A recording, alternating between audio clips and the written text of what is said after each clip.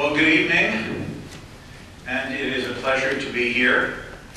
I have been to Bratislava once before, and it was a strange circumstance. I was attending a meeting of the Mont Pelerin Society, which, as Mr. Ganga pointed out, was founded by Friedrich Hayek, but it was also at the time when the terrorist attacks occurred in New York in 2001.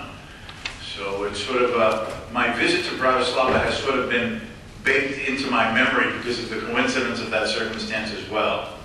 But I want you to know that I enjoyed being here then, and it has been a great pleasure to be here the last couple of days and to enjoy the beauty of the city, and I had a chance to go out and see the countryside. And it's nice to know that it is not only in Michigan in the United States that there is snow on the ground. My theme, my talk for today, is, as it says here, the crisis of the monetary fiscal interventionist state. And I want to sort of discuss this, if you will, in sort of an historical context leading up to the situation and the problems of the present. Next year marks the 100th anniversary of the beginning of the First World War. This is going to be one of the most important and profoundly influencing events of the last 100 years. Indeed, without a doubt, all of Europe was transformed by that war between 1914 and 1918. It's estimated by some historians that the war caused the deaths of possibly up to 50 million people. If you count war deaths, people who, because of the economic circumstances, died in some way related to the war, to disease, starvation. For example, the Allies had blockaded the importing of foods into Germany and Austro-Hungarian Empire, and so there was a great nutritional problem. Children died of starvation at that time. That, without a doubt, it was one of the most horrific events of the last 100 years, and indeed set the stage for much of the other terrible events that occurred later on in this century. It also, as a result, tore apart age-old empires and dynasties, and new nations emerged, of which you, at that time united with the Czech Republic, was one. But other things also were occurring and influenced by this. And that is, it wasn't just the political structures of nations and the political institutions of those countries. It was also, in many ways, both the economic institutions and the economic thinking. And the economic thinking had then set a trend and a course of events of which we are still experiencing the consequences. For example, before 1914, as I say here, however imperfectly, the still dominant idea of a most desirable monetary system was the gold standard. In 1892, the Austro-Hungarian Empire had formally been put on the path towards full establishment of a gold standard. And also in 1892, the Russian Empire established itself formally on a gold standard. So by the early 1890s, every major European country, every major industrial country had established itself on a gold-backed monetary system. And through this gold standard system, all of the currencies of the major countries of the world were bound together.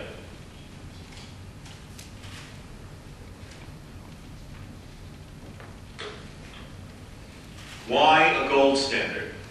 Why did country after country go on a gold standard? A leading reason for establishing gold as the basis of the monetary system was the general belief, and as they saw it, the historical evidence, that the only way to protect people from the misuse and the abuse of government control of the money printing press was to require central banks in some way or fashion to have to limit how much paper money they issued by the amount of gold they had deposited in banks, and to require those banks to redeem that gold for those notes on demand to depositors. The historical record was clear to all the people of the 19th century. Looking back to the 1700s, there had been the experience of the American Revolution. The American revolutionaries fighting Great Britain for independence needed money to fund the military forces of the Revolutionary Army led by George Washington, who later became the first president of the United States. And to fund this, they basically printed up a paper money called Continental Notes and caused a significant price inflation during those American Revolutionary years. A little bit after that, in the early 1790s, with the coming of the French Revolution, the French Revolutionary government, both to cover its domestic expenses and to cover the expenses of its now beginning wars with surrounding monarchies, resorted to the printing of money, which was known as the assignats. And this too caused a significant and extremely damaging inflation in the France of the time. And at the same time that France was experiencing this, Great Britain, at war, first with revolutionary France and then Napoleon's France, resorted to a paper money pound to cover its war expenses and brought about a significant, for that time of history, a significant price inflation within Great Britain. And closer to home here, the Austrian government, the Austrian monarchy, fighting its wars with Napoleon, then suppressing the independence movements in the 1850s of the Italians and the Hungarians who wanted to break away from Austria, and then its war with Germany of 1866, all resulted in the Austrian government resorting to the printing of paper florins to cover its costs of military combat. As a consequence of this, by the middle and late part of the 19th century, it became a generally accepted view by economists and enlightened statesmen that only by requiring private banks and central banks to redeem their banknotes on demand in gold, either coin or the bars, the bullion, could the people of a society be secure and place sort of a link, a lock, on the ability of the government to abuse that monetary printing press. This was considered especially important to protect the poor and the middle class of the societies of that time. Why? Because the wealthy, then and now, can try to find ways to protect themselves from an inflation. They can take part of their wealth and send it to another country where the monetary situation is not as unstable. They have the financial wherewithal to invest in art or precious gems.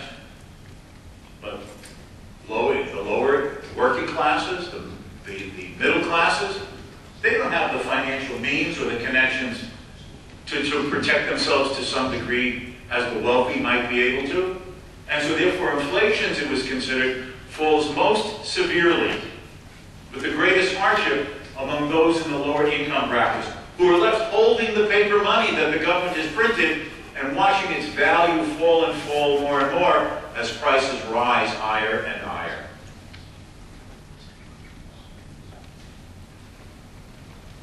That's just one example of the thinking of this time. The words of John Stuart Mill, one of the famous classical economists of Great Britain in the middle of the 19th century. Maybe some of you are familiar with him because he was also a political philosopher, most famous for an essay that he wrote in 1859 called On Liberty.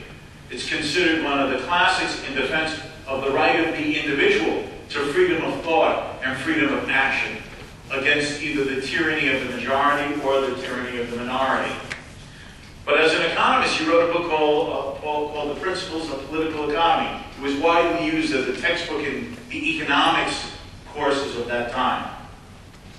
And he says at one point in the book, no doctrine in political economy rests on more obvious grounds that the mischief of paper money, not maintained at the same value with a metallic gold, is a hardship to the society.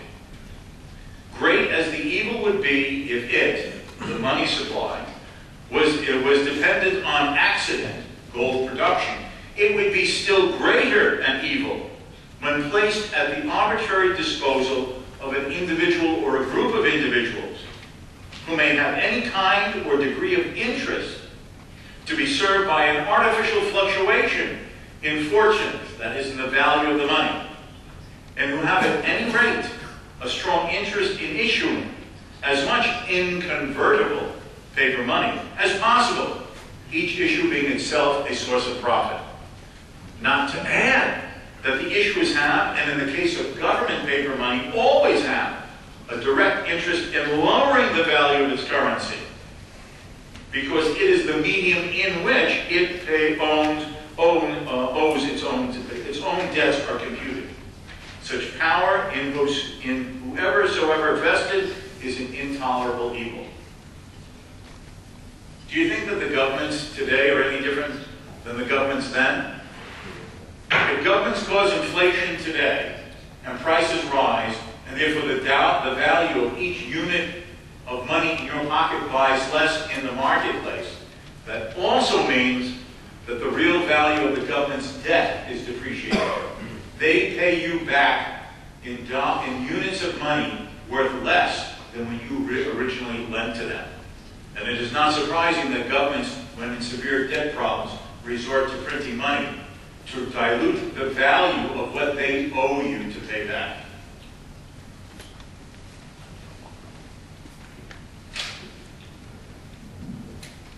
At the same time, during most of the 19th century and the early years of the 20th century, there was another guiding idea besides the gold standard to restrict printing of paper money. There was also the idea that the government should follow a fiscal rule. And this fiscal rule was the idea of annual, yearly balanced budgets. A balanced budget rule was viewed by enlightened people of that time as a way of managing the spending and the taxing of the government to assure that there was a degree of transparency and honesty in the government's financial affairs. Why? Because you see, when the government had to balance its budget, its spending was equal to what it takes in taxes. When a balanced budget existed, it made it easier and clearer for citizens and taxpayers to compare the costs and the benefits of whatever it is the government was or was proposing to spend money on. The citizen and the taxpayer can make a more reasonable judgment whether they consider any government proposal to spend money to be worth it. Why? Because the government says we want to spend these many dollars, we want to spend these many euros. And that tells you how many dollars or euros they will have to take in from you in collected taxes, leaving that much less money in your pocket. The trade-off, therefore, is explicit, clear. Any additional dollar, any additional euro of government spending on some program or activity requires an additional dollar or an additional euro to be taxed from someone in the society. And therefore, at the cost of $1 less or €1 less, to do what with? To spend on something else by the government, or for you to have $1 or €1 less to spend in your pocket on the private desired exchanges that you wish to enter into as the income-earning individual. Or, if taxes were not to be increased, any proposal to add a new program, any proposal to increase spending on some existing government program, if taxes weren't to be increased, then it had to be argued what other existing government program would have to be cut or eliminated to transfer the money over here. So is this new government program worth cutting some other existing government program? If you don't want to cut an existing program to increase spending on a new program, then who's going to pay the tax? How much? And is it worth it? No different than when you go shopping in the supermarket for your food. A can of corn, a loaf of bread, a carton of milk, a kilo of meat. You know that this is what it's going to cost you out of your pocket. Is it worth it? Because if you buy an extra loaf of bread, then that is a one less euro perhaps to buy something else with. Either food or something else you won't be able to buy other than food. Because each of us has a limited budget. We have to pay our expenses on our home, our apartment, our car, loans that might be outstanding to a bank, our credit cards. And if we buy more of this, then there's got to be less of that. Is having more of this really worth it? And we make these trade-offs. We weigh it. And to the best of our ability, we try to make for ourselves reasonable decisions. Doesn't mean we always think we've made the wisest decisions. When we look backwards, we can make mistakes. We can decide things were bad choices. But we always are trying to make the decision and the weighing of the alternatives that seem reasonable to us, worth it to us, at the time the choice has to be made. And that's what a balanced budget did in evaluating government. What should government do? What is it going to cost? And is it worth it given other things that we will have to give up as citizens and taxpayers? And therefore, the balanced budget rule was considered a wise and an honest policy, since citizens would always know what their government was costing them.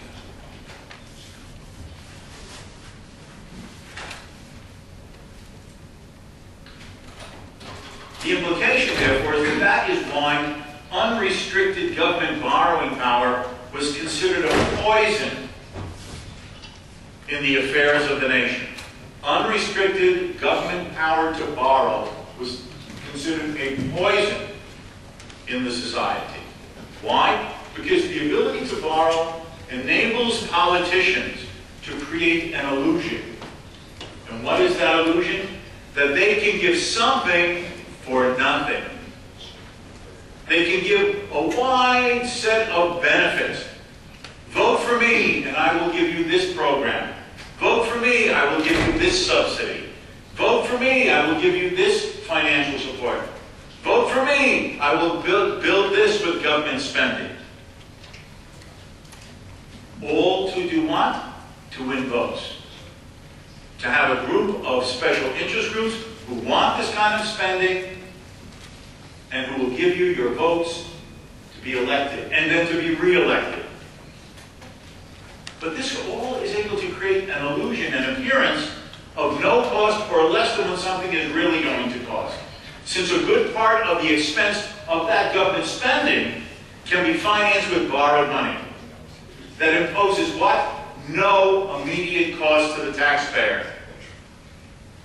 So it appears that you can have benefits now, and the cost, well, that's sometime tomorrow that someone unknown will be taxed, and to some amount that will be determined when tomorrow comes.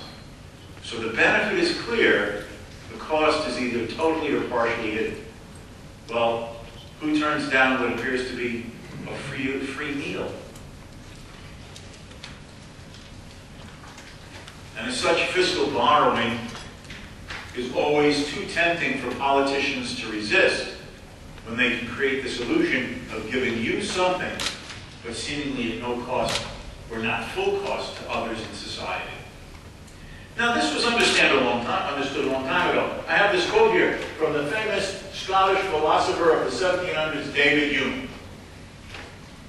And in an essay of his called A Public Credit, already in 1741, he said, "It is very tempting to a minister in government to employ such expediency as enables him to make a great figure during his administration, without overburdening the people with taxes, or exciting any immediate clamors against himself. The practice, therefore, of contracting debt will almost infallibly be abused.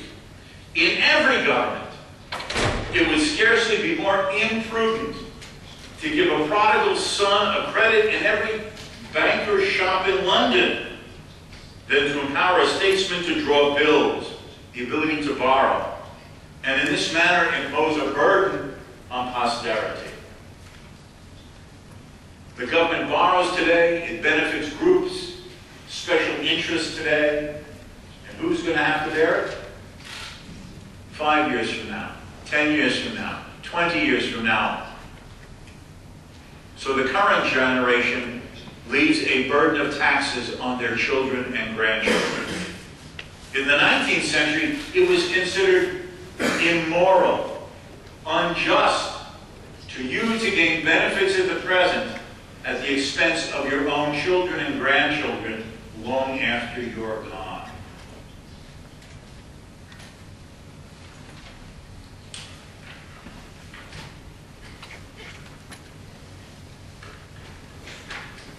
Now, this monetary practice of a gold standard, a fiscal policy of a balanced budget, were all considered at this time as elements of a political philosophy of liberalism. The ideal for many in the 19th century, even the ideal of many, even when not practiced completely or without contradiction, was a society in which the role of government was to protect and secure people's individual liberty, and to protect and secure the institutions through which that liberty would be secure. Remember the times? Absolute monarchies, oppressive governments, tyrants like Napoleon. The liberal ideal was to eliminate and reduce the power of government so it could not control, so it could not dominate, so it could not manipulate, so it could not control the lives of people. Instead, people were to have the liberty to control their own lives as free human beings. And what were the institutions to secure this? The rule of law.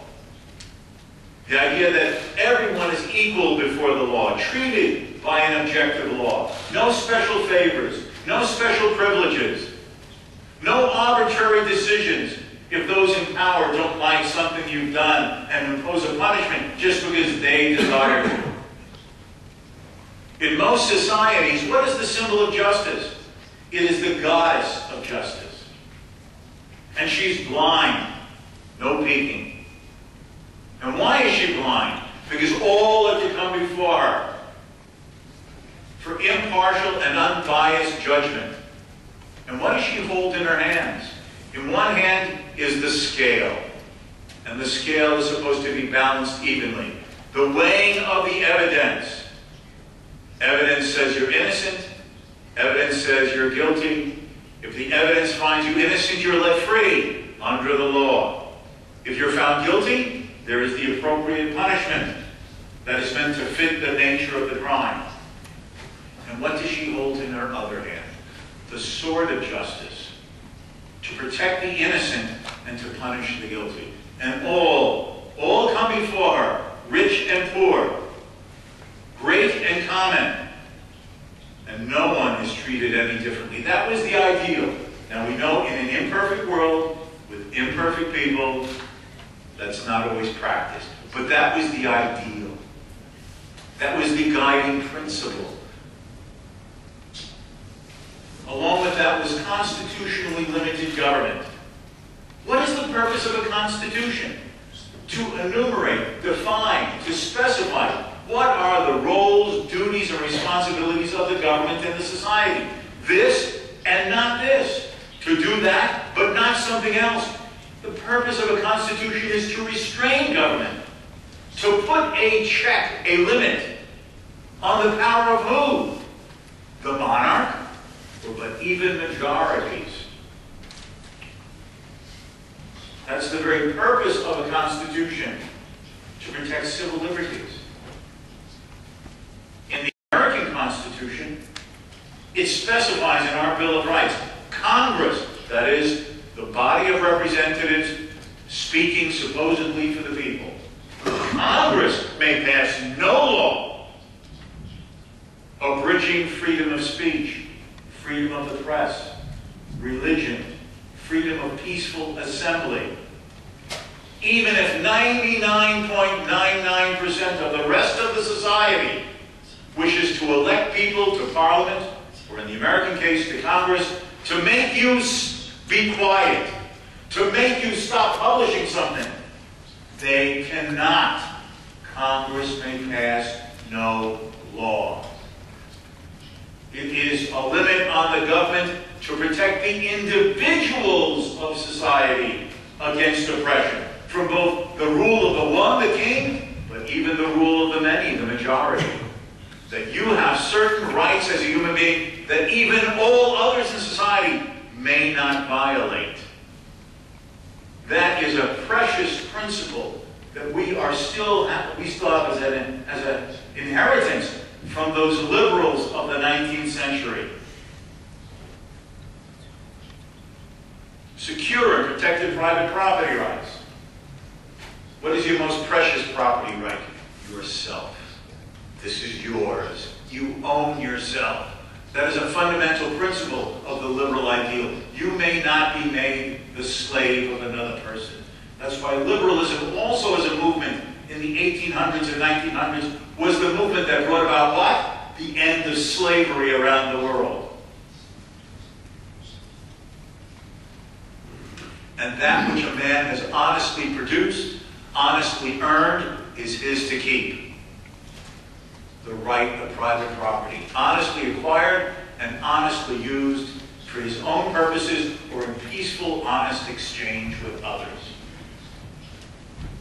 And that represented also domestic freedom of exchange and foreign or international free trade. And as a part of that, unrestricted competition. That is, with limits on how people can compete and exchange and buy and sell in the market, only limited by the basic rules that all men should share in common. No murder, no stealing, no fraud. Obey those rules and all people are free to enter any profession, any occupation, any trade. Any of this. It was embedded even in this part of the world. In the Austrian Constitution of 1867, which created the Austro-Hungarian Empire. Read the fundamental rights of the citizens of the empire. It embodies these liberal ideals. Again, was it always practiced? I know how the Hungarians treated the Slovaks. I've read that history. But in principle, everyone was to be protected with these individual rights. These institutions, including a gold standard, a balanced budget, made up the political and economic plan of liberalism for a society of both freedom and prosperity.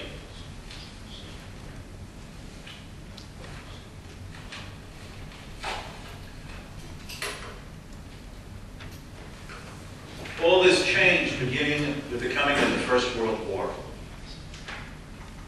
During the First World War, all the belligerent countries, both sides of the battle lines at that time, went off the gold standard, started printing paper money to cover their war expenses. Britain did it, France did it, Germany did it, Austro-Hungary did it, the Russians did it, the Italians did it, and when the United States finally came into the war, halfway through the war, actually slightly more than halfway through the war, the American government did it to some extent.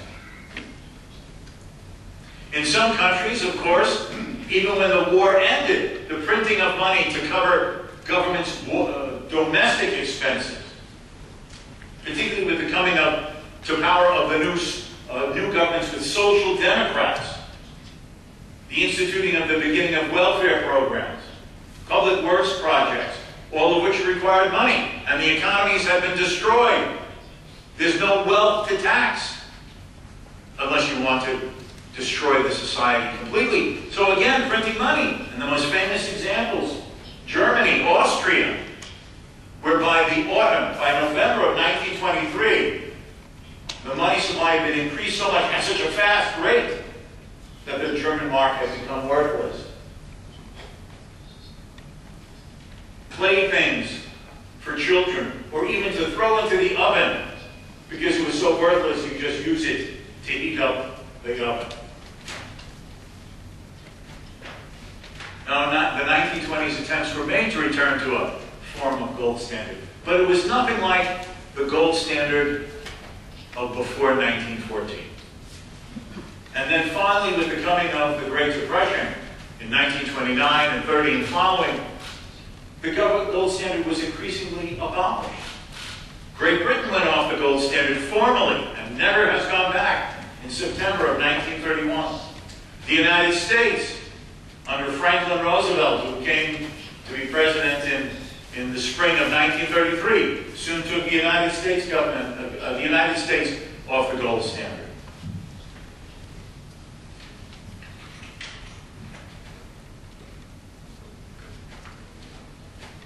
But even before the First World War, there were strong anti-liberal ideas and movements that were emerging as challenges to the ideals and institutions of that liberal free society. Marxian socialism blamed capitalism and liberalism for all the ills and sorrows of the world. Do away with capitalism. Nationalize the means of production. Have a dictatorship of the proletariat. Have the government plan the economy from the center. Less extreme, but no less anti-liberal, was what was called the German Historical School, made up of the leading German historians, the leading German economists, the leading German political philosophers, all of whom generally accepted the socialist criticism of capitalism. But they said, let's find a middle way. Let's not abolish private property. Why? Incentives for businessmen are good. But let's now harness private enterprise under government regulations and controls to see that if business exists, it only exists in ways that serve the common good, the national interest. And as a complement to that, in the 1870s and 1880s and 1890s, Germany introduced the first version of the modern welfare state.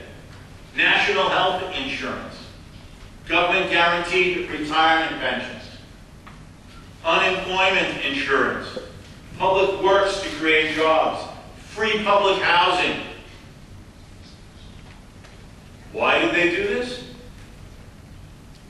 Because the German government under the Kaiser wanted to undermine the appeal of the socialists. And in fact, this is a quote here from Otto von Bismarck. My idea was to bribe the working class, or shall I say to win them over, to regard the state as a social institution existing for their sake and interested in their welfare. It is not moral to make profits out of human misfortunes and suffering. Life insurance, accident insurance, sickness insurance should not be subjects of private speculation. They should be carried out by the state.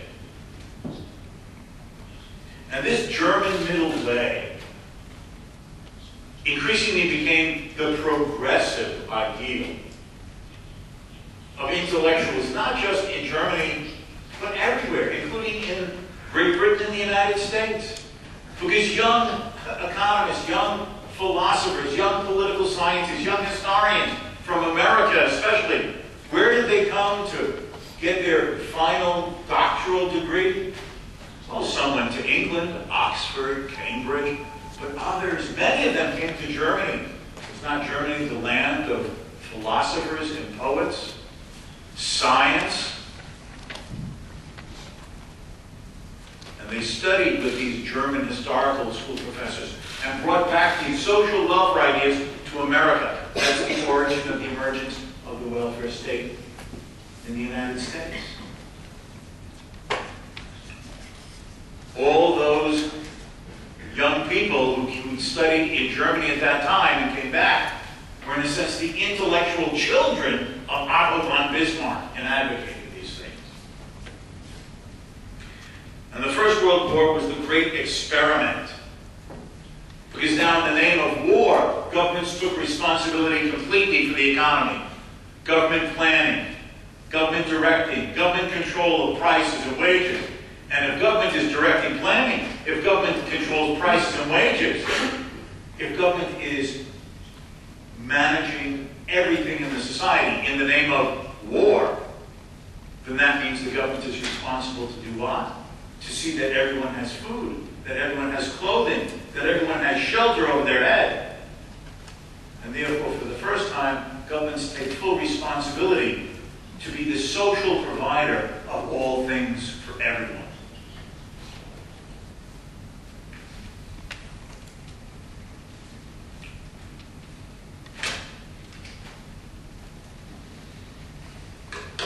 This intensified with the Great Depression and resulted in a changing of what remained of the gold standard balanced budget rules. Governments, with the coming of the Depression, increasingly took over greater responsibility to do what? To create employment through public works, generate profits for business through government spending, to try to influence through manipulation of interest rates and regulations, to try to direct investment in production where the government thought it was good and necessary and desirable to get out of the Depression. In this part of the world, it took the form of various forms of economic nationalism and protectionism. Keep out the foreign good, to artificially create industry, artificially create agriculture, but all narrowing the range of private decision-making and private enterprise and enlarging the area in which the government dictated and directed, either directly or indirectly, all that people did. The monetary and fiscal revolution that was part of this became not only justified but rationalized as good and doable in what is now a very famous book by John Maynard Keynes, the founder and father of what's called Keynesian economics. In his 1936 book, The General Theory of Employment, Interest, and Money. What was Keynes's argument? Well, market economies are inherently unstable, and they are susceptible, likely to have periods of wide fluctuations in employment and output. And that when they fall out of full employment, the downturn can be prolonged with long periods of unemployment, and the market doesn't correct. But don't worry, Keynes said, don't worry, because I have a theory here, and I have an explanation in my book how government, using its monetary tools and its fiscal tools, can create employment, increase production, restore a status of full employment and full production, and overcome the mistakes and the instabilities of capitalism. To do this, he said, governments must formally give up the idea of balanced budgets. Don't balance the budget year by year by year. No. Balance the budget over the stages, the phases of the business cycle. In bad years, recession, depression, government should run a budget deficit, borrow money or create print money, and pump it into the economy. When the economy recovered and had full employment or even inflation, the government should run a budget surplus, take in more than it spends, suck the money out of the system to keep it on a more even pattern. That was the ideal that he proposed.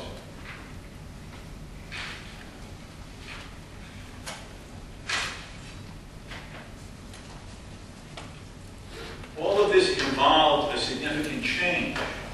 All of this involved a significant change in the philosophy of what the role of government was in society and what the relationship between government and the citizen should be.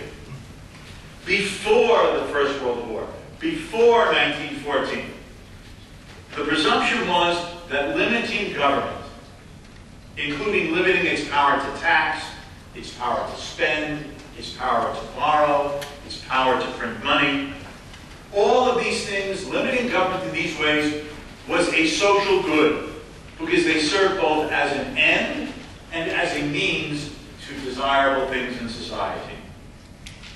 Why? Because it was taken for granted that all things considered, individuals should be free and responsible. That they should decide what is important to them, what is of value to them, what they can think is important to pursue to give meaning and value to their life. And, as a free person, to bear the responsibilities for their actions, successful and unsuccessful, good and bad. And if things turn out not the way you want, well, as an old song from the 1930s in the United States, you pick yourself up, you dust yourself off, and you start all over again. That was the philosophy of individual freedom and responsibility. Now, don't get me wrong. This era before the modern welfare state was also the era biggest amount of private charity, private philanthropy, both religious and non-religious charitable organizations. An explosion during this period of liberal laissez-faire, of charity hospitals, charity orphanages, charity assistance for people who had fallen on hard times to have a meal and to learn a new trade to get back on their own feet.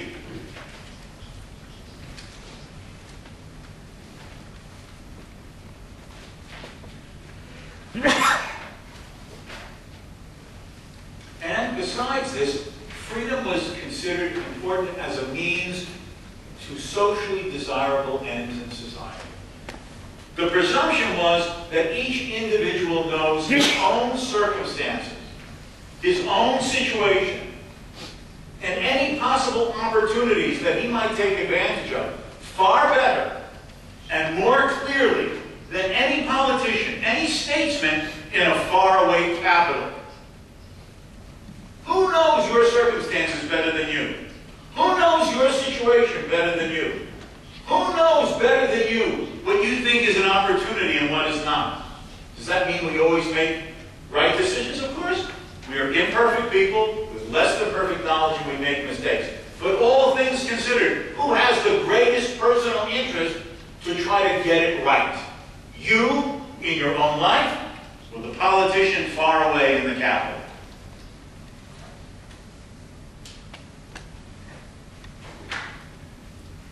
And it was considered that this was a means not only for the individual to have the freedom to take advantage of the opportunities as he saw them, to improve his life, to find profitable ways of earning a living, but by allowing each individual to use his knowledge and his ability as he thought best.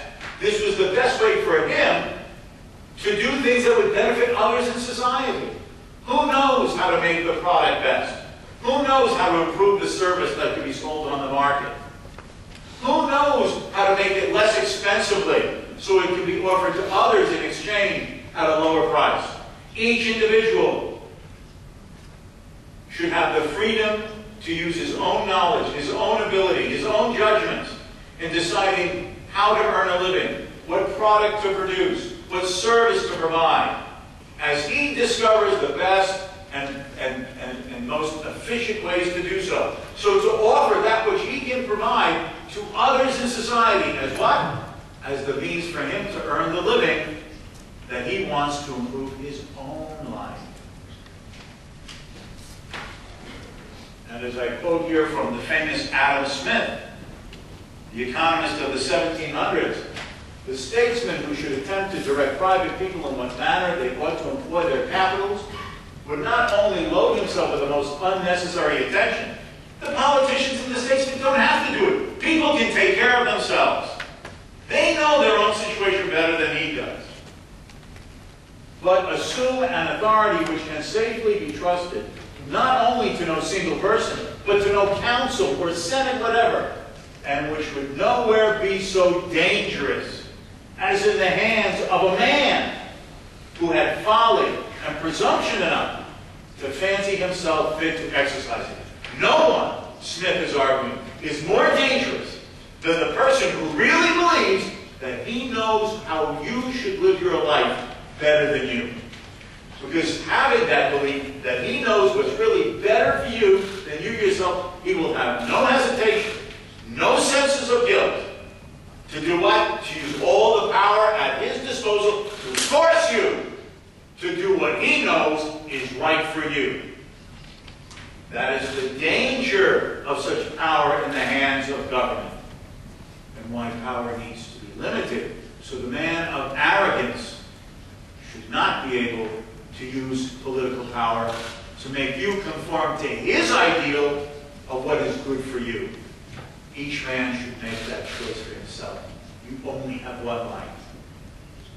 Think of how many lives were wasted in your country under communism because men, guided by communist ideas, actually believed, not just power and political corruption, but many actually believed, the early socialists, that they know what is good for everyone.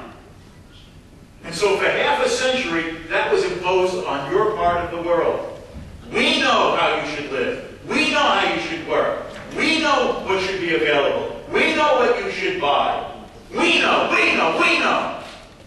And an entire generation of people's lives were thrown away in the sense that they could not make their own lives as individual human beings here on this earth only once.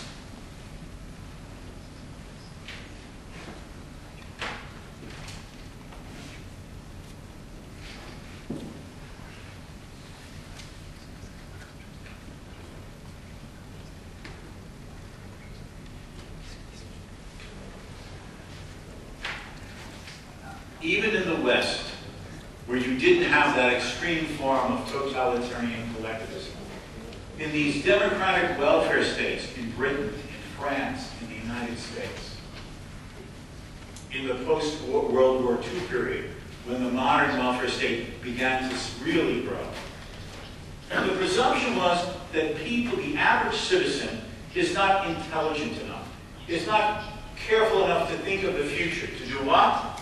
To plan his own retirement, to plan his own health care, to make his own decisions on what profession or trade to follow. No, government must do this for you. Government must provide these things, because there was the implicit belief and attitude that those who held political power, even in a democracy, have the knowledge, wisdom, and ability to manage all of these welfare state and regulatory programs to push the society, which means pushing you, where the politicians and the policymakers knew in their heart was right for everyone. It was less harsh. You weren't thrown into prison. You weren't beaten by a secret policeman. You weren't sent off to a gulag, but you were taxed and you were regulated. And he was threatened with being pushed out of business by violating government regulations. The soft version of tyranny rather than the harsh version of tyranny. And every step in this direction necessarily meant less of freedom, a narrowing of the area where you have movement outside of government regulations to make decisions concerning your own life.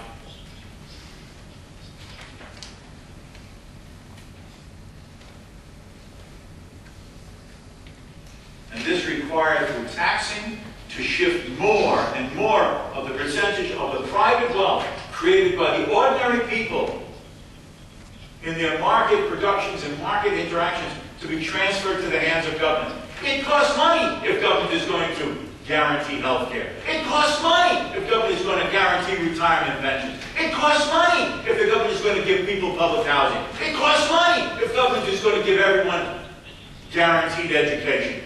This, give this, give this, give this. Where does the government get the money? It has only two choices. It either taxes it or it prints it. It doesn't fall from heaven. And under the influence of Keynes's ideas, economists and policymakers increasingly believe that they can use macroeconomic policy tools, monetary policies, fiscal policies, to maintain a macro stable level of employment and production, which required breaking all links remaining between the issuance of money and gold. Because governments now, through these economists and policymakers, said we have to have absolute unlimited authority to decide when the government should borrow, how much it should borrow, how much money it should produce and create, how it should spend it, all in the name of ensuring total employment, total production, total output.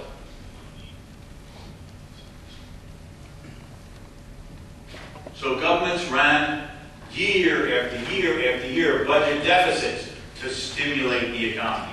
And the central banks printed money to cover most of that borrowing. But of course, you see, this all became a self-fulfilling prophecy that you need to do this, because if you don't, there's unemployment and falling production. Why? Because there is no such thing as just government spending. You hear in the news, the government has to stimulate aggregate demand, total demand. There is no such thing as total demand. When the government spends money, either printed or borrowed, it has to do what? Spend that money on this industry. Spend this money on this public works project. Spend this money on subsidizing this manufacturing process. Spend this money on this welfare transfer. And all of those productions, all of those employments, all those profitabilities of specific industries are dependent upon what? The continuation of the government spending that money in that particular way. And if the government reduces the spending or cuts back the spending, then the employments and the productions that its spending generated naturally collapses. So you create the instability that your very macroeconomic policies you claim are to prevent. And that's what makes it a self-fulfilling prophecy. If government doesn't spend, the economy falls into a recession. Of course, because your spending created jobs that can't last without the government spending. So if you eliminate or reduce the government spending, the jobs that the government created disappear. And that justifies, well, you see, we have to spend again, we have to borrow again, we have to print money again.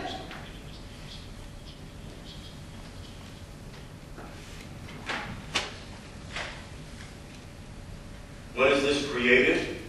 And which is the situation that increasingly all of us, whether it be in Europe or in North America, now face? Democracies in perpetual deficits. Why is this the case?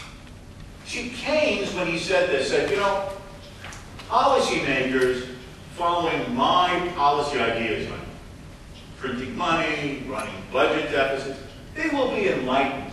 They'll be selfless. They'll only care about some imaginable public good, improvement to the general welfare. But the fact is, these are empty phrases. There is no such thing as the general welfare, the public good, the national interest. Because someone has to say, but what is the general welfare? You know what you discover? People have different views. What is in the national interest? You know what you discover? People have different views. What is in the public purpose? You find out that people have different views. So what gets filled with those terms? In reality, whatever serves the purposes of the actual people in the political process. Economists explain how it is that markets operate on the basis of self-interest. Why am I a professor? Well, I happen to like teaching. I like getting up and talking about these things. But I tell my students that I don't want them to be offended when I tell them that if the university wasn't paying me, I probably wouldn't be there in the classroom. I provide a service as the means to acquire the income that enables me to buy what others are specializing in producing. The food I want to eat, the clothes I want to wear, the glasses that I need to see, the computer that I do my work on, and the books I want to read. I act on my self-interest. Now, in the market, I can only pursue my self-interest in earning an income, successfully pursuing a profession, if I serve others. Well, what if we assume that the people in government, in the political process, act the same way as we assume people in the marketplace do? That is, they're doing things for you in their own self-interest to earn the income that they hope to get by selling you something. What do politicians want? What is their self-interest? To be elected and re-elected. Why? Let's be honest. They like the power. What do bureaucrats want? Those who are employed in the government ministries, bureaus, agencies, departments. They want larger budgets and more authority. Why? Because larger budgets and more authority opens the avenues for what? Promotion. And promotion means secure jobs and higher incomes within the government structure. And where does the pressure come from for various government programs? Special interest groups in society. And what do they want? They want to persuade politicians to spend money or transfer wealth in such a way that they gain at what? Other people's expense. They want politicians to take the money of others and transfer it to them in one way or another. Because they want wealth that they cannot honestly earn in the marketplace by making you a product that you're willing to buy and pay for. So since they can't get you to buy the product, they want government to take your money and give it to them anyway. That's the essence of all of these transfer programs, whether it be welfare programs or subsidies and benefits for the private business sector. Now, if this is true, and we all know in the real world that, oh, they want to serve the common good. He only wants to run to be prime minister or president because he cares about his fellow man. Give me a break. He wants power. He likes it. This poor guy, he has to live in the presidential palace.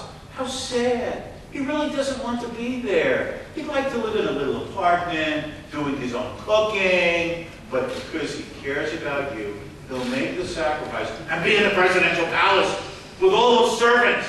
Give me a break here. That's the truth. He likes it. And every president, and every prime minister, in every country, he likes it.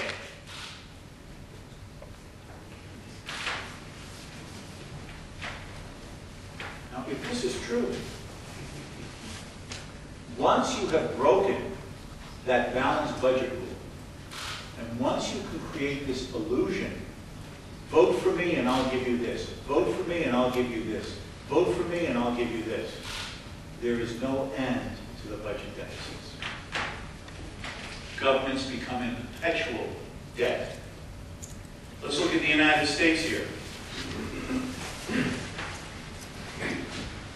In the 67 years since the end of the Second World War in 1945, the U.S. federal government has run budget deficits in 55 of those years. That's the red. And had surpluses in its budget only 12 of those years. I can assure you, the U.S. economy has not been in a recession for 55 years. Right? At the beginning of the 21st century, the U.S. government debt stood at $5.6 trillion. At the end of George Bush's 8 years as president, that had grown to double to $10.6 trillion. Now, under Barack Obama's first 4 years as president, the debt has increased because of annual budget deficits adding to the total debt by another 50%, so it's now actually standing right now closer to $16.5 trillion. And the president's own estimate that if spending continues on the current basis of existing legislation and programs that he would like to have, the U.S. government debt will rise to over $25 trillion in another 7 years.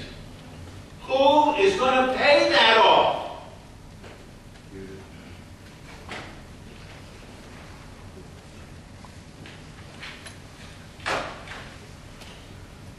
And let's look at Europe here. Let's look at Europe here. Here is democracies and perpetual debt, selected European Union countries. The majority of these EU countries, obviously I didn't list all of them, it would have become too messy, but a lot of the EU members, including your own country. The majority of these EU member countries have accumulated government debt above 60 to 80% of gross domestic product or higher.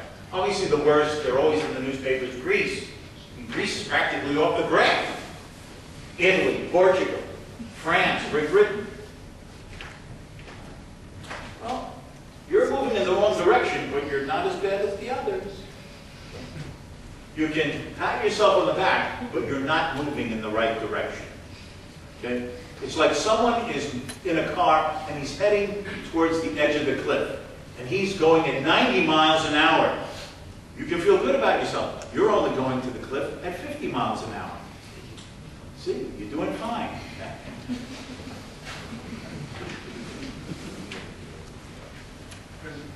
Oh, and by the way, maybe if you follow a little bit of the news about the United States, you've heard that, you know, the Republicans and Obama and the Democrats, they're trying to make a fiscal deal, right? What they call the sequester, these automatic cuts, and they raise taxes in January, right on the binge. What this is not a cut.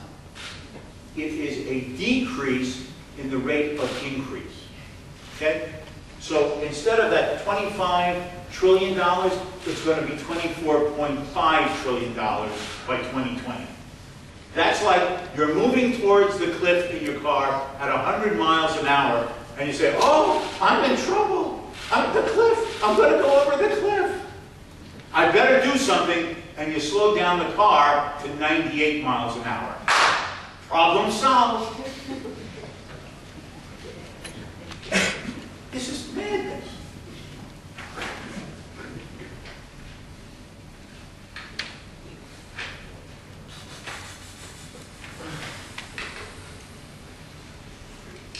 When governments, basically those 19th century free market economists and liberals, have in fact turned out to be right. When governments have the discretionary ability to borrow money to cover their expenditures, when governments through their central banks can increase the quantity of money in their economies without limit, without restraint, then governments spend and borrow seemingly without end. The problem is what we're witnessing in some parts of Europe and beginning in other parts of Europe and the United States is that there are limits to this. It can't go on unendingly. The fact is, eventually, the economy is not growing enough to generate enough wealth for the government to take, to cover all of its promises to spend money, whether financed through taxes or borrowing. Because eventually, the lenders don't trust that you can pay it back. What's happening in Greece, right? Do you want it? If some Greek came to you and said, hey, lend me 1,000 euros, are you going to lend this Greek 1,000 euros? I'm not. I wouldn't. Give me a break. Eventually, people will. In the case of the United States, don't worry. Those Chinese, they'll keep lending money to America. Yeah. The Chinese are rational people. You know, they're not sort of like some strange creatures who don't think. They too are going to wonder, we keep lending, we keep lending. Is the U.S. government going to be able to pay everything back on time and in full? Or is the U.S. government going to resort to inflation so that when they pay us back, the value of the money they pay us back is worth less than what we have lent them? That's going to eventually dry up too, even for the United States. And the Chinese have been warning us, get your budget in order, get your fiscal house in order. They've told us already. The Greeks, they keep hoping for Germany. The Americans keep hoping for China. China's like an unending pot of money. It's not.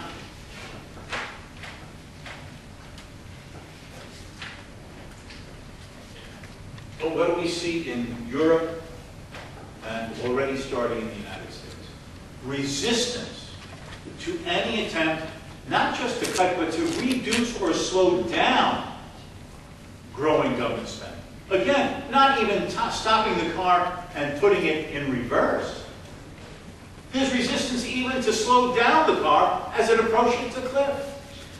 The demonstrations, the riots in Greece, demonstrations just the other day in Portugal again. Lobbying groups in the United States. No, don't cut, we need this. This is a psychological unwillingness to face the facts. Governments have promised more than our societies can deliver. Our populations are aging.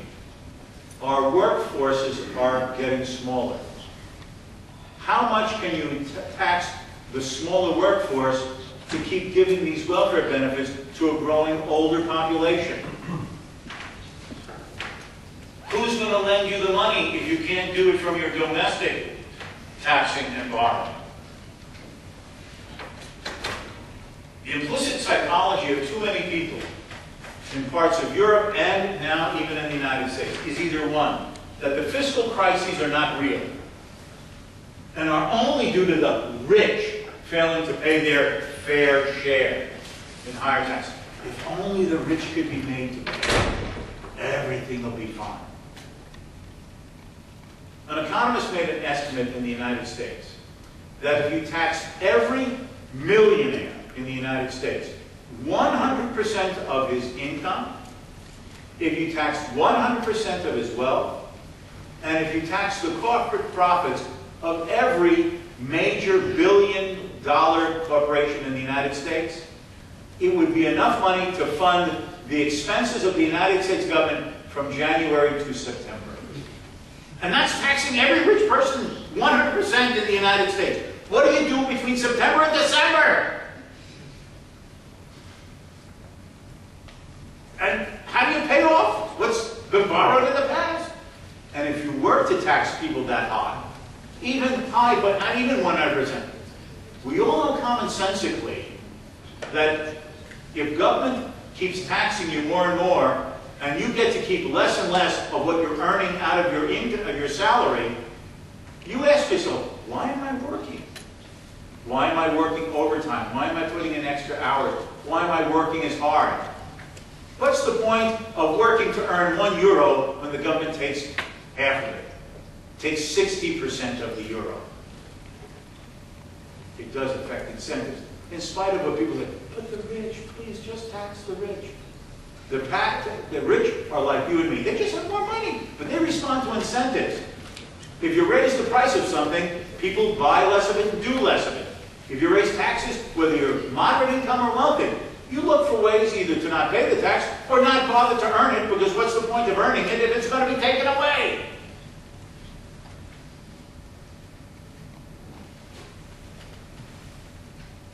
Or the attitude among too many in Europe and now the United States is that if the current financial difficulties can somehow be managed, things will return to normal, and the path of ever-growing and guaranteed income and wealth transfers from the state can be restored to their before-crisis pattern and trend line.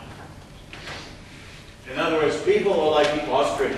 They're hiding from the reality of the long-term bankruptcy of the welfare state.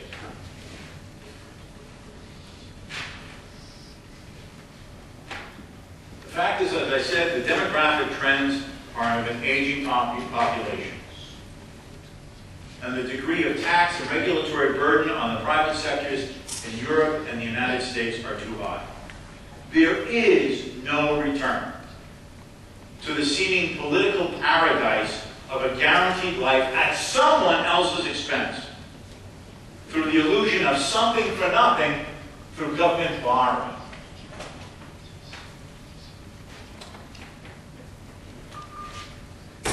The magic of monetary expansion, print money and yield great prosperity, cannot change the fact that in the long run, real prosperity, real job creation, real sustainable employment and production are dependent upon what? Real savings and sound market-oriented investments, guided by real competitive market prices that tell the producers what consumers really want and the value they place upon it, and not the illusionary artificial price incentives of these government spendings and inflationary printing of money. Markets can adapt to a changing market condition, but only if markets are open and competitive, not just for goods and services, but for resources and labor. Labor markets all over Europe. It's less rigid in the United States, but we do have labor unions there in certain sectors. But certainly more in Europe. Labor unions have to accept the fact that they need to be flexible and adaptive to wages and work requirements and employment. If the economies of your societies are going to adapt and adjust to the changing environment, if they don't, everything is out of balance. And one of the out of balances is people unable to be employed again.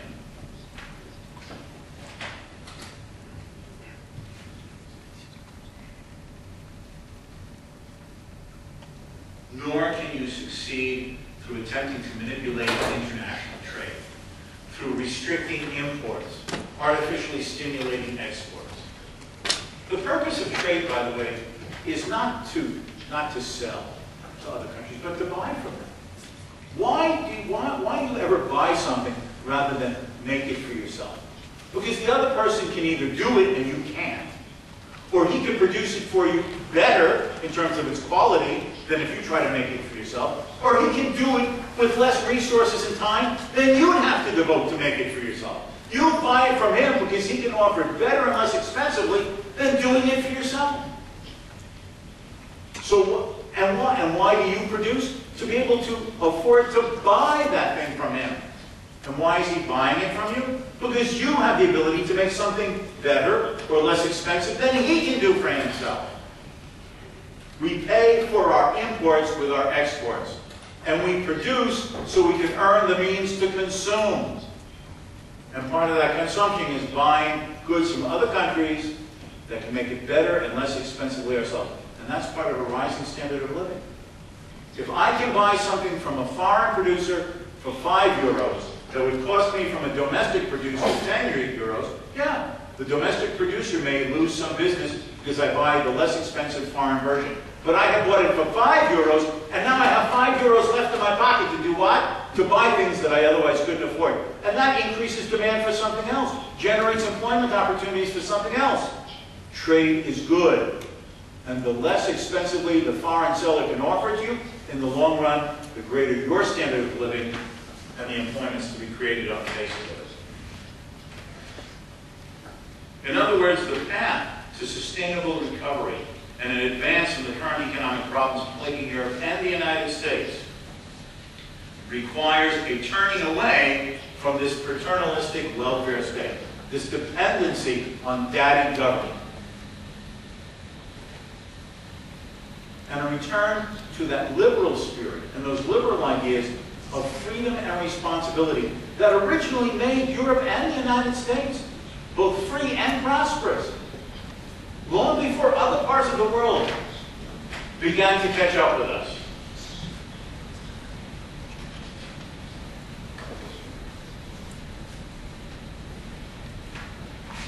Crucial to this is that we have to break the entitlement mentality.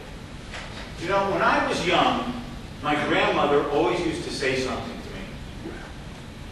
And that is, the world does not owe you a living. The world does not owe you a living. You're supposed to be self-supporting and self-responsible. You can't expect and should not, as an ethical person, expect others to take care of you. That's what an adult does, isn't it? Remember when you were a child, young, what did you want to do? To do things for yourself. Mommy, I can dress myself. Mommy, I can walk to school by myself. Isn't that what growing up and being independent is about? I can do it for myself. I might walk to school and on my trip and hurt my knee. Mommy, I don't need you to hold my hand. That's what an adult is. The welfare state has created now an attitude, a generation of dependency. We're children, perpetual children. Please, government, take care of my health care. Please, government, take care of my retirement. Please, government, give me a job. Please, government, give me housing, give me education. Please, Mommy, keep dressing me and taking me to school.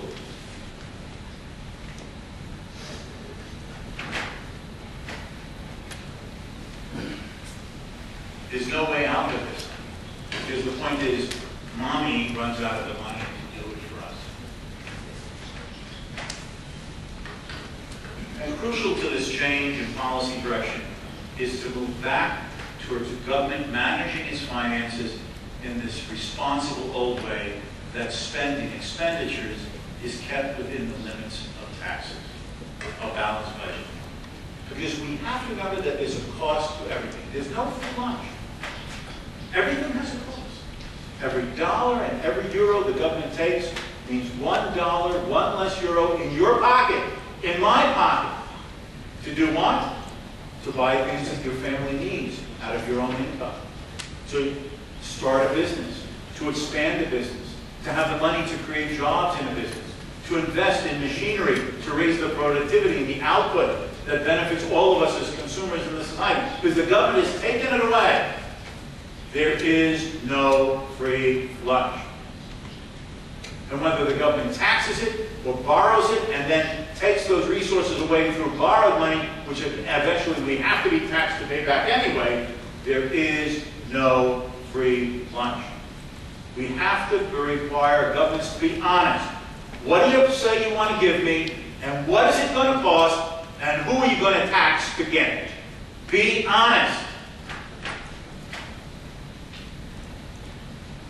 What would your behavior be like if every time you go to a restaurant, someone said, you know what? I know the check says 50 euros. Don't worry. You only have to pay 30. Where's the other 20 going to come from? Don't worry about it.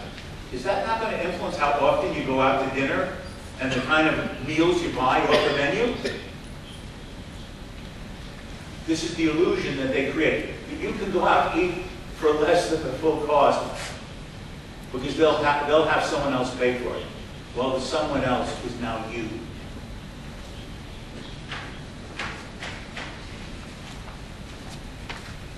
And matching this as well, I would suggest, is a return to gold. Listen, it's not that there's something mythical, supernatural about gold. Gold is a commodity, like any other commodity. But there's difference. It just happens to be the one, whether you want to say it because of its particular qualities or just some accident of history. It is the commodity that whether in Europe, or Asia, or Africa, or even among the ancient Indians of the Americas, the Aztecs and the Incas, gold was found to be an attractive metal. It's beautiful.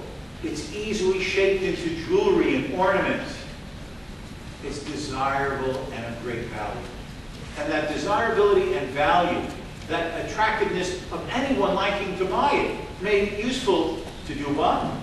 To trade away to get other things that you wanted. It emerged naturally across civilizations and across continents as the most widely used and convenient what? Medium of exchange. Money.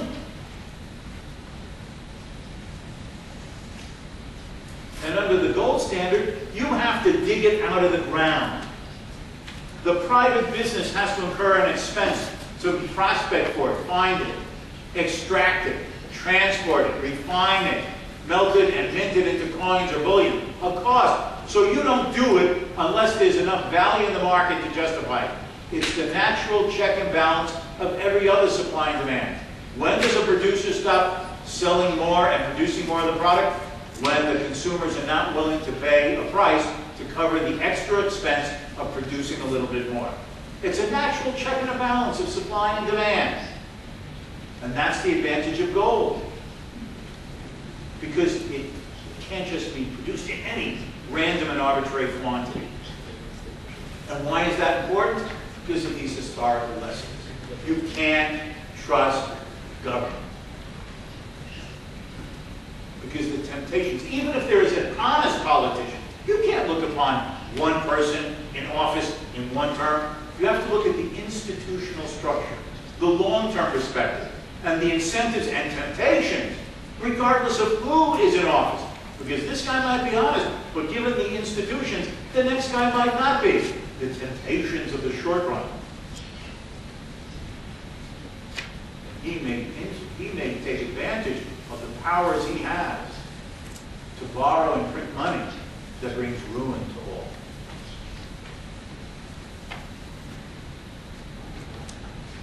It's like following our own personal ethical standards.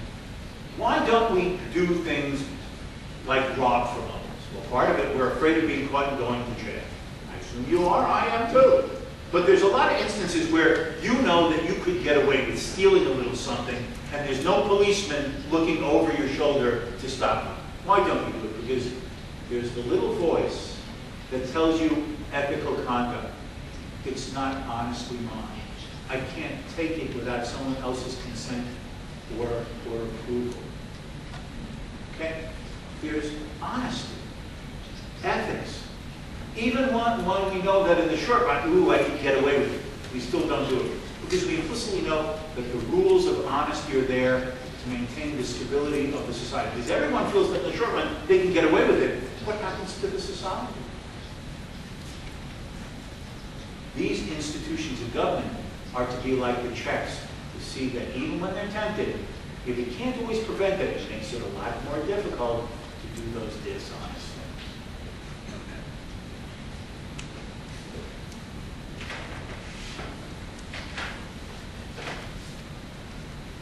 Nothing is written in stone. Nothing is written in stone.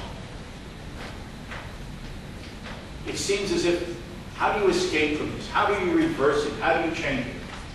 Trends have changed in the past. They can change in the future. We don't have to go over the cliff.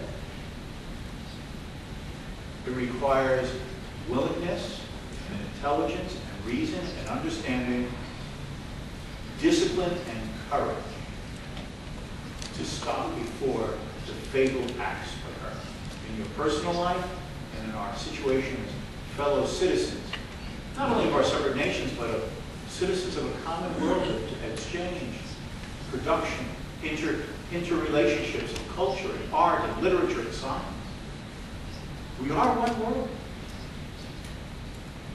If we are to live successfully for freedom and prosperity, we have to be disciplined in ourselves and to be willing to have institutions that discipline those who are in government who might be tempted to do those abuses. We can do it. It's happened in the past. With courage and integrity, we can do it again. Thank you very much.